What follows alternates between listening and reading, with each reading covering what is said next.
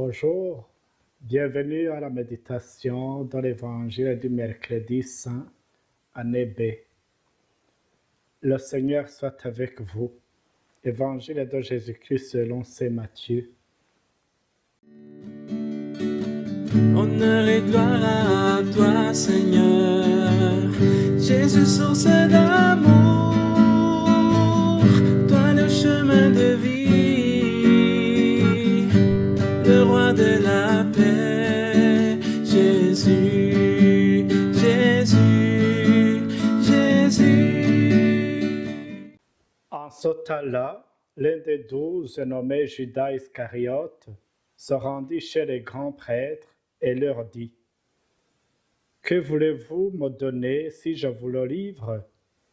Et ils lui remirent 30 pièces d'argent. Et depuis, Judas cherchait une occasion favorable pour le livrer.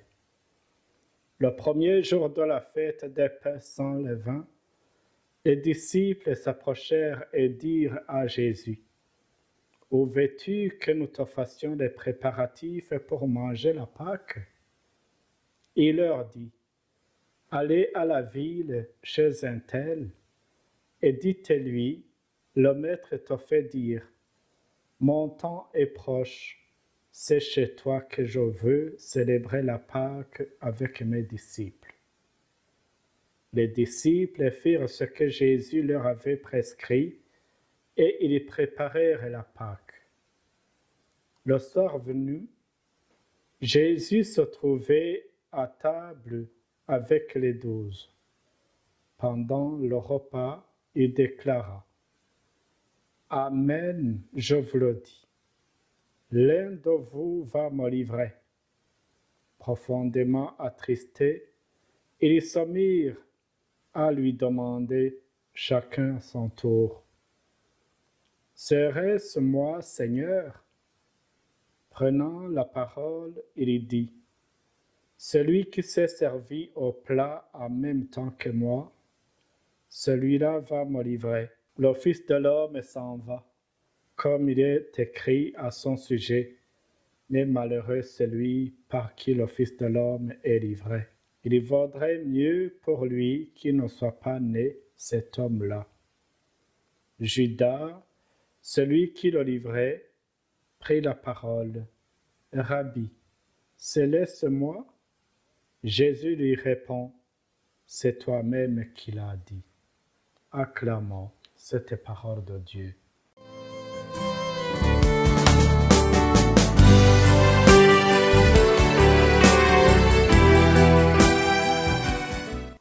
Demain, nous allons commencer les 3 jours qui précèdent Pâques, le Triduum pascal. Nous sommes avec Jésus à la porte de sa mort. Judas Iscariote, un des disciples de Jésus, trahit son maître sans aucune peur. « Que voulez-vous me donner si je vous le livre ?» Non seulement Judas s'approprie de Jésus, mais aussi il fait de lui une marchandise à bon marché.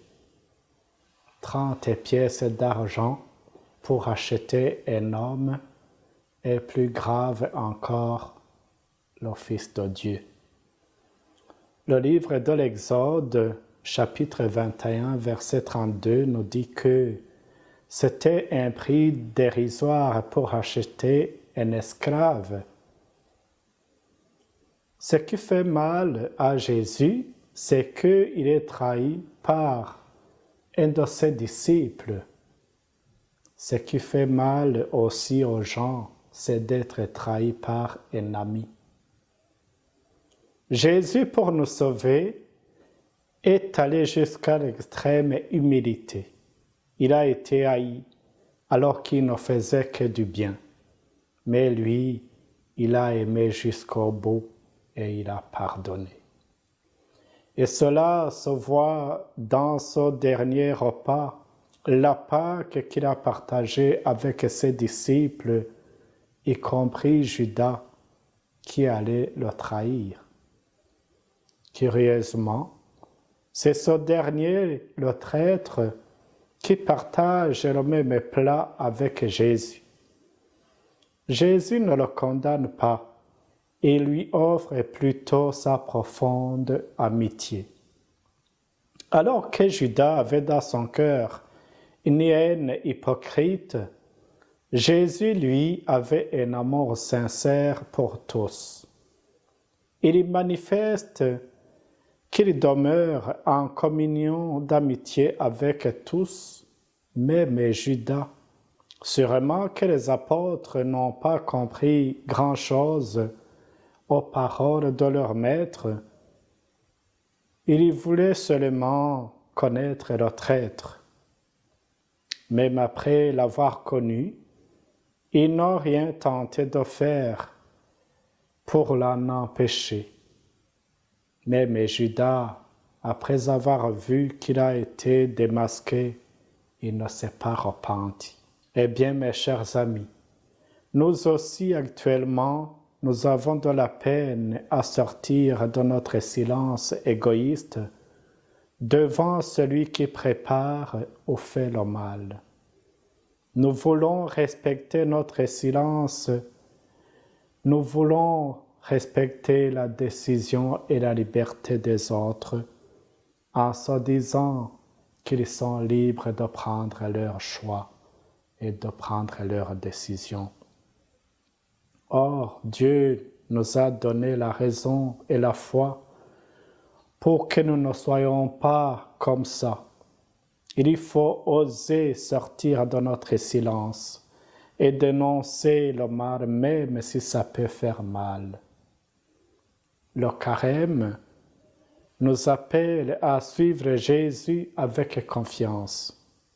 C'est pourquoi le thème nous invitait à appeler le Seigneur afin qu'il vienne et nous montre le chemin.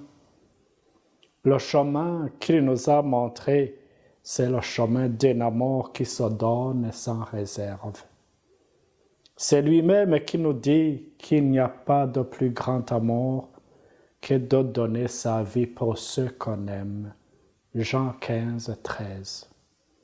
Lui, il nous connaît, il nous aime et il nous a pardonné.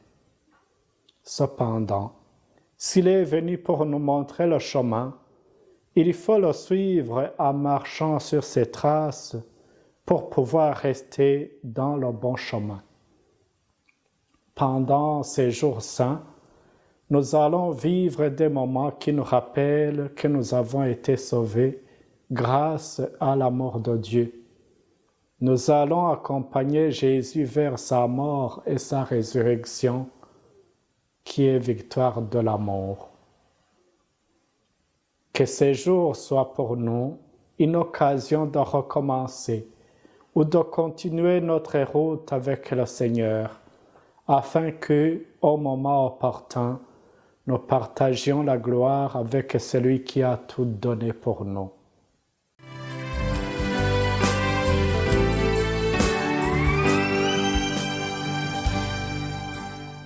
Merci Seigneur pour cet amour incommensurable. Merci parce que tu ne considères pas nos trahisons et nos folies pour pouvoir nous aimer et nous pardonner. Amen. Que Dieu Tout-Puissant vous garde et vous bénisse, le Père, le Fils et le Saint-Esprit. Amen. Je vous souhaite alors les bons jours qui précèdent Pâques et la bonne Pâques aussi.